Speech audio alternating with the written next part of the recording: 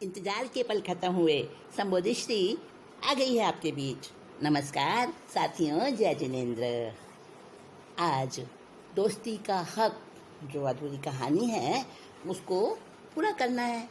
हाँ, सुनने के लिए बेताब होंगे आप। हाँ, पहले हमने जो पिछली बार सुनी थी कहानी, कहाँ तक पहुँचे थे हमने कहाँ तक सुना था कि जो सुपर डिटेक्टिव है नवनीत, उसका दोस्त जो मेजर लक्ष्मण, वो पहुंचा है बहुत सालों के बाद उसके पास। तो नवनीत जो है वो उसकी जासूसी कर रहा है और उसी बीच में जो लक्ष्मण यानी लखन, उसकी जो गर्लफ्रेंड है वो जूबी, वो नवनीत के पास आती है, डिटेक्टिव के पास, और अपना नाम बदल कर, अब वो अपना नया नाम क्या बताती है? वो बताती है कि मेरा नाम है मतलब वो अपना नया नाम बताती है और कुछ नाम बताती है। और जब वो अपने दोस्त से लखन से मिलाता है ना उसको, तो वो बिल्कुल अनजान बनी रहती है और लखन भी अनजान बना रहता है। तो ये सब देखकर और इतने समय बाद बर्मा से, दूसरे देश से अपने देश में लौटे हुए अपने जिगरी दोस्त की हर एक्टिविटी की बहुत बारीकी से जांच कर रहा है वो डिटेक्टिव नवनीत। और वो कहता है मैंने तुम्हारी डायरी भी पढ़ ली है और बहुत सारी बातें मुझे मालूम हो गई हैं, तो तुम ये बताओ कि तुम्हारा पास्ट लाइफ जो मैं नहीं जानता उसके बारे में बताओ। तो अब लखन जो है उसको बता रहा है। 2 पल खामोश बैठने के बाद लखन ने बताना शुरू किया। नन्नू, पिताजी नहीं रहे, इससे मुझे गहरा आघात लगा था। कोई हमदर्दी से बात करता तो वो मुझे उस वक्त सबसे ज़्यादा अपना लगता था। धीरे धीरे ये कमज़ोरी कई लोगों ने जान ली और मैं गलत किस्म के समाज का सदस्य बन गया। अच्छा, हाँ, होता है स्वाभाविक। आगे बताओ। हाँ, तो नन्नू, उन्हीं दिनों कहीं से मैंने सुना था कि फ़ौज की नौकरी बड़ी फ़ायदेमंद है और तुम्हें पता है मेरी बॉडी तो शुरू से ही बहुत मजबूत है। तो अपनी मजबूत बॉडी के बल पर मैं आर्मी में भर्ती हुआ और फिर तरक्की करता चला गया। एक दिन मेरी रेजिमेंट के सूबेदार ने मुझे अपने यहाँ इनवाइट किया और वहीं मेरा परिचय जूबी से हुआ था। वो जूबी कौन थी? अरे तू सुन तो दोस्त, वो सूबेदारनी की फ्रेंड थी। उस रूप में मुझे मिली थी वहाँ सबसे पहली बार। फिर तो भाई इस चुड़ैल ने अपने जैसी कईयों से मुझे मिलवाया और संपर्क बढ़ने पर मैं जूबी के घर अंबिकापुर भी गया था। वहाँ इसके दोस्तों और परिचितों से भी मिला था। 1 मिनट लखन, मैं बीच में पूछना चाहूँगा कि उस दौरान तुम किसी सुखमाल पांचाल से भी मिले थे क्या? हाँ, वो मोटा थुलथुल पेट वाला घिनौना सा शख्स। हाँ, मैंने देखा नहीं है उसे। हाँ, मैं मिला था सुखमाल पांचाल से, मगर पता नहीं जूबी पर उसने क्या जादू चलाया कि वो, अरे बोलू राम, उसने नहीं, जादू तो जूबी पर उसकी अनाप शनाप दौलत ने डाला था, तभी तो वो उससे शादी करके उसकी बीवी बन गई। आई सी। इसीलिए वो उत्तरा पांचाल कहती है अपने आप को। अपने होठों को गोल करके लखन ने कहा, हाँ, मिसेज उत्तरा पांचाल कहा था ना उसने खुद को। मगर जूबी ने उससे शादी कब करी? मेरी नॉलेज में तो, अरे लखन, तू बड़ा भोला है यार। दुनिया कैसी 420 है, तू नहीं जानता। सुन, जूबी, मेरा मतलब उत्तरा पांचाल, मेरे पास अपने हस्बैंड के किडनैपिंग का केस लेकर आई थी। अच्छा, हाँ, उसका कहना है कि मैं उन बदमाशों को पकड़वाऊं जो उसके पति की जान के दुश्मन है। नहीं भाई, मैं नहीं मान सकता नन्नू ये बात। वो चलता पुर्जा लफंगा खुद कितनी जान से रोज खेलता है। अरे इस मक्कार जो भी नहीं उसे कहीं गायब करा दिया होगा। हाँ, तू शायद ठीक कह रहा है। एकदम सही कह रहा है तू। मेरी सोच भी यही है कि जूबी ने उसकी धन संपत्ति के लिए उसे कहीं छुपा दिया है या किसी से उठवा दिया है। मगर यार मुझे लगता है कि ये जूबी नाम की चीज़ कोई ना कोई मोटा गुल खिला रही है, और उसके साथ वो अकेली नहीं है, पूरा ग्रुप है। इस बारे में बोल, तेरी क्या राय है? लखन अपनी और नवनीत की गहरी दृष्टि को महसूस कर रहा था और वो उसकी आंखों से कुछ सहम गया। फिर उसने लापरवाही से अपने कंधे झटके, मुझे कुछ नहीं पता, इतना कहकर उठने लगा। लेकिन लखन का हाथ नवनीत ने सख्ती से थाम लिया। बोला, कुछ तो जानता होगा तू, आखिर बहुत वर्ष तू उसके साथ रहा है ना। बड़ी आत्मीयता से उसने लखन से कहा, लखन तू बिल्कुल मत घबरा मेरे दोस्त, तेरी हर तरह की सेफ्टी रखूंगा। मैं तेरा नाम भी नहीं आने दूंगा कहीं। देख, तेरे द्वारा बताई गई कुछ बातों से कानून और देश की बहुत बड़ी सेवा होगी। और फिर नवनीत ने अपनी उंगलियां लखन के घुंघराले बालों में डाली और लखन को वह स्पर्श बड़ा अच्छा लगा। तभी किसी मनमौजी बच्चे की तरह लखन बोला, अभी तो मुझे नींद आ रही है। नो प्रॉब्लम आई लव, तुम इसी रूम में आराम से नींद ले लो, मैं अभी चलता हूँ। हाँ, देविका मेरा इंतजार कर रही होगी, रात बहुत हो गई ना। और नवनीत तुरंत उठ गया। लखन अपने मस्तिष्क में सैकड़ों तूफान समेटे एक तरफ पड़े बेड पर जा लेटा और साइड पॉकेट से एक छोटी सी शीशी निकाली, उसमें से 2 छोटी छोटी गोलियां मुंह में डाली और कुछ मिनटों बाद खर्राटे लेने लगा। नवनीत तो उसके रूम के बाहर ही खड़ा था। लखन को गहरी नींद में सोते देखकर दबे पांव फिर से रूम में दाखिल हुआ और उसके बेड के नीचे रखे सिर की ओर 2 बाई 2 इंच की कोई चीज रखकर बाहर चला गया। बाहर से गेट बंद करके अपने बेडरूम में पहुंच गया और देखा तो देविका विन्नी को सुलाकर उसका इंतजार कर रही थी। नवनीत ने उसे देखकर स्माइल पास की। सॉरी, मैं बस बातों में ऐसा उलझा कि अब बहुत अरसे बाद मिले ना लखन भैया से, दोनों के पास अनलिमिटेड बातें होंगी। देविका सहजता से बोली, डार्लिंग तुम्हारे इन्हीं गुणों ने तो मुझे तुम्हारा दीवाना बना रखा है। ऐसी वाइफ तो किस्मत वालों को ही मिलती है, कहकर नवनीत उसके पास जाकर फुसफुसाया। न कस्में हैं, न रस्में हैं, न शिकवे हैं, न वादे हैं, एक सूरत भोली भाली है, 2 नैना सीधे साधे हैं। अच्छा जनाब, अभी रोमांटिक मूड को बाय बाय करके सो जाइए, सुबह कमिश्नर साहब के यहाँ स्पेशल मीटिंग भी अटेंड करनी है, भूल गए क्या? ओह गॉड, मैंने तो केस की फाइल भी तैयार नहीं की। अच्छा देवू, तुम सो जाओ। और आप? देविका ने पूछा। मैं थोड़ी देर टेबल लैंप में काम करूँगा, तुम्हें भी तो नींद आ रही है ना। उबासी लेते हुए देविका बोली, मगर तभी विनी जाग गई, उसे प्यास लगी थी। अच्छा सुनिए, ज़्यादा देर तक मत जागते रहना। देविका विनी को पानी पिलाकर थकान से निढाल होकर पलंग पर लेट गई और 5 मिनट में सो भी गई। नवनीत टेबल सरकार उठा, देविका के पास खड़े होकर नींद में डूबी उसकी धीमे धीमे हलचल करती हुई बंद पुतलियों को, उसके सुंदर सलोने मुखड़े पर फैली असीम संतोष की सौम्यता को 2 पल निहारता रहा। उसे याद आया कि कैसे लखन ने जिद करके देविका के साथ उसकी शादी कराई थी, उसे मनाया था। लखन ही था जिसने मना लिया, जिसने हमेशा उसके सुख का ही सपना देखा, लेकिन खुद अभी तक अकेला है, जिंदगी के भंवर में गोते लगा रहा है मेरा यार। लखन का विचार आते ही नवनीत तेज कदम रखता हुआ उसके कमरे तक गया, धीरे से दरवाजा खोला। 0 वॉट की मध्यम रोशनी में देखा कि लखन तो बेसुध सोया हुआ था और नवनीत ने बेड के नीचे जो रखकर गया था वो उपकरण उठा लिया और अपने प्राइवेट कमरे में जाकर उस डिब्बी जैसा जो उपकरण था, डिवाइस थी, उसको उसने एक प्लग से कनेक्ट किया और लैपटॉप की स्क्रीन पर देखने लगा। कुछ देर बाद उसने स्विच ऑफ कर दिया और प्राइवेट रूम को लॉक करके अपने बेडरूम में आकर सो गया। तो तुरंत उठा और टेबल लैंप जलाकर फाइल लिखने बैठ गया।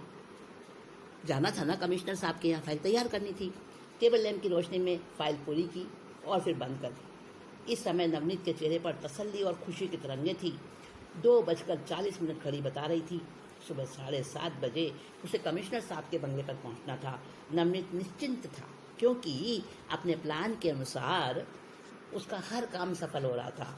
लेटते ही उसको तो नींद आ गई। देविका हमेशा की तरह सबसे पहले उठी और देखा उसने नवनीत तो बेखबर सो रहा था। उसके होठों पर हल्की मुस्कुराहट थी, शायद नींद में कोई सुंदर सपना देख रहा था। देविका बड़े प्यार से कुछ देर उसे देखती रही। भावनाएं उसकी उमड़ रही थी। ऐसा गुणवान प्यार करने वाला पति हो तो खुशियों से भर उठती है जिंदगी। हौले से उसके पाँव को हाथ लगाया कि वो एक झटके से उठ बैठा और उसे बाहों में भर लिया। इस अप्रत्याशित घटना से देविका हक्की बक्की रह गई। नवनीत बोला, मेरे शरीर को कोई जरा सा भी छुए ना तो मुझे अलर्ट कर देती है मेरी सिक्स्थ सेंस। समझी डार्लिंग, तुम्हें डिटेक्टिव की बीवी हो। फिर मस्ती से नाचने लगा उसे गोद में उठाकर। जरा हट के जरा बच के, यहाँ जासूस है मेरी जान, ए दिल है मुश्किल जीना यहाँ। जरा हट के जरा बट के, मैं हूँ नन्नू मेरी जान। अरे छोड़िए मुझे, छोड़िए, देखिए लेट हो रहे हैं आप। देविका समझ गई थी कि आज उसका पति बहुत ही खुश है। पति की इस खुशी में वो अपनी ड्यूटी नहीं भूली थी। मीटिंग में जाना है ना आपको, उसने नवनीत के कान में धीरे से कहा। तो वो नाचते नाचते जैसे होश में आ गया। देविका को धीरे से बेड पर बिठाया, फिर बोला, ओके मैडम, अच्छा तो आप ब्रेकफास्ट टेबल पर सजाइए और बंदा चला बाथरूम में, बाय बाय। हाथ हिलाता हुआ बाथरूम में बंद हो गया। थिरकते मन मुस्कुराते होठों से दीपिका किचन की ओर बढ़ गई। जाते हुए उसने एक नज़र मम्मी पापा के बेडरूम की तरफ डाली। वो दोनों शायद पार्क में टहलने गए हुए थे। मीटिंग से कुछ देर पहले ही नवनीत कमिश्नर साहब के साथ बैठा था।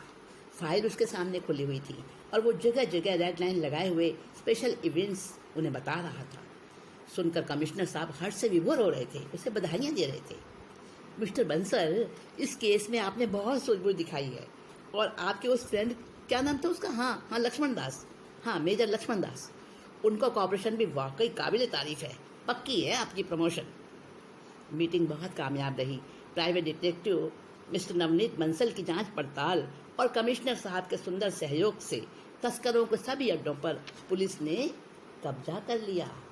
अगले दिन सभी अखबार की सुर्खियों में थी खबर, देश के दुश्मन भूतों चुड़ैलों का नाटक खत्म हुआ। मेजर लक्ष्मण दास ठाकुर ने निभाई दोस्ती, डिटेक्टिव नवनीत बंसल के दिमाग का करिश्मा। और लखन आश्चर्यचकित सा एक पेपर पढ़ता, तभी दूसरी हेडलाइन न्यूज उसे आकर्षित करती, दूसरा पेपर उठाकर पढ़ने लगता। और बंसल अंकल तो बार बार नवनीत के सिर पर हाथ फेर रहे थे और अपनी पत्नी की तरफ देखकर कह रहे थे, अरे मैं तो शुरू से ही जान गया था कि मेरा नन्नू अपने खानदान का नाम रोशन करेगा। सभी नाश्ते के लिए एक साथ बैठे थे और नवनीत को इंतजार था कि लखन कुछ बोले, लेकिन वो तो अपने आप में ही उलझा हुआ था। देखिए ना, लखन का फोटो छपा है। नवनीत की मम्मी ने वो पेपर अपने पति को पकड़ाया। अरे हाँ, पहले इसी की डिटेल पढ़ता हूँ। मिस्टर बंसल चश्मा ठीक करके पढ़ने को तैयार हुए। तभी लखन ने मुस्कुराकर कहा, अंकल नाश्ता ठंडा हो रहा है, और इसके साथ ही हलवे की कटोरी उनकी तरफ बढ़ा दी। नाश्ते के बीच में सभी कुछ न कुछ कह रहे थे। नवनीत ने नोट किया कि लखन सिर्फ हाँ हूँ में ही जवाब दे रहा था। उसके स्वभाव की बारीकियों से परिचित था नवनीत और सब वो समझ गया कि इस वक्त उसे क्या चाहिए था। उसे उठाकर वहाँ से पार्क में ले गया। जब सबसे अलग एकांत में दोनों पार्क में जाकर बैठे, तब लखन नवनीत के कंधे पर मुँह रखकर रोने लगा। रोते रोते बोला, नन्नू, तेरे जैसे देवता के सामने मैं खुद को बहुत बौना महसूस कर रहा हूँ। तू तो रियल में मिरेकल है दोस्त। लखन, जो कुछ भी आज दुनिया जान रही है उसकी सच्चाई यही है कि मैंने ये जंग तेरे कंधे पर बंदूक रख कर जीती है दोस्त। यानी? लखन हैरानी से पूछने लगा। हाँ, मेरी सफलता के पीछे है इस केस के सारे राज बताने का सोर्स मेजर लक्ष्मण दास ठाकुर। इस फैक्ट से अगर मैं इनकार करूं तो दोस्त इंसानियत धिक्कारेगी मुझे। मैंने राज बताए? मैंने बताए या तुमने अपने मोस्ट सुपर माइंड से पता लगाए? कैसे जान ली तुमने ये सारी बातें? इस MSN से 2 बाई 2 इंच का एक डिवाइस दिखाते हुए नवनीत ने जवाब दिया। अच्छा, तो यही है वो मोस्ट सुपर माइंड? नहीं, विश्वास नहीं हो रहा तुम्हें लखन? देखो, इस डिवाइस का नाम है माइंड स्कैनिंग मॉनिटर। गहरी नींद में सोए हुए व्यक्ति के सिरहाने रख देने से इसमें उसके मस्तिष्क में उभरते विचारों का ग्राफ आ जाता है। अंकित हो जाता है वो। मैंने भी कई बार इसको तुम्हारे ऊपर यूज़ किया है।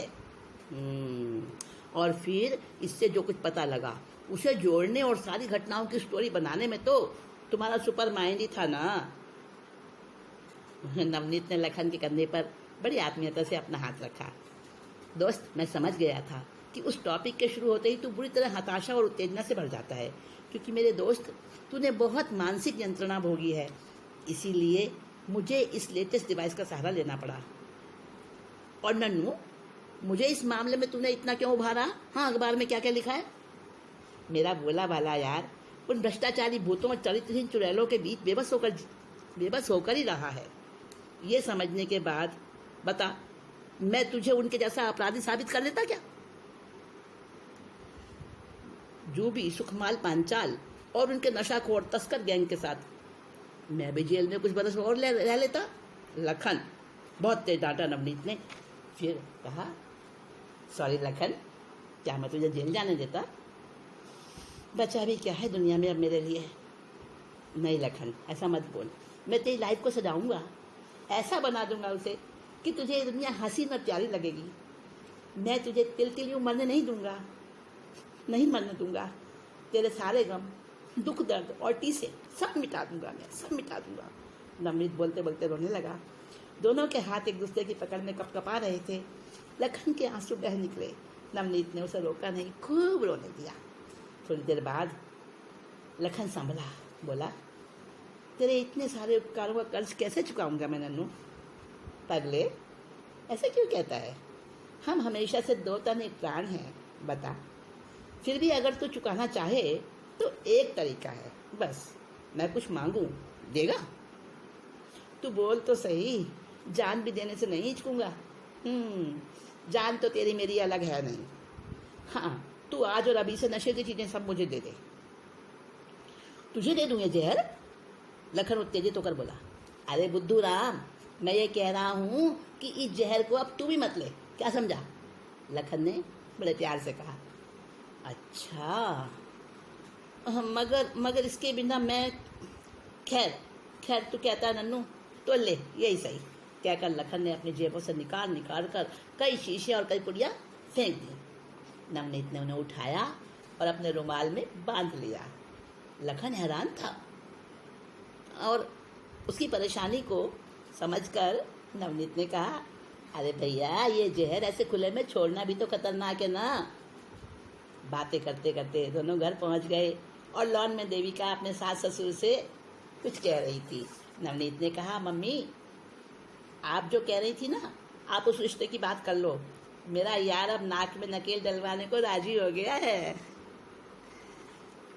हाँ तो दोस्तों, दोस्ती का हक कहानी हुई पूरी। देखिए, इस कहानी में दोस्ती का हक दोनों ने अदा किया, और दोस्ती उसी का नाम है जिसमें अपने स्वार्थों को, अपनी परेशानियों को एक तरफ रखकर दोस्त की हर तरह से खुशहाली और उसके जीवन की तरक्की सोची जाती है। तो साथियों, ये कहानी आपको ज़रूर पसंद आई होगी, मुझे मालूम है, और आप उसका कमेंट भी करेंगे और सब्सक्राइब और लाइक भी करेंगे मेरी वीडियो को। हाँ, और ऐसे ही वीडियो मैं आपको हमेशा देती रहूँगी। इसी विश्वास और इसी वादे के साथ आप संबोधिश्री आपके साथ से विदा लेती है। नमस्कार, जय जिनेंद्र। इंतजार के पल खत्म हुए, संबोधिश्री आ गई है आपके बीच। नमस्कार।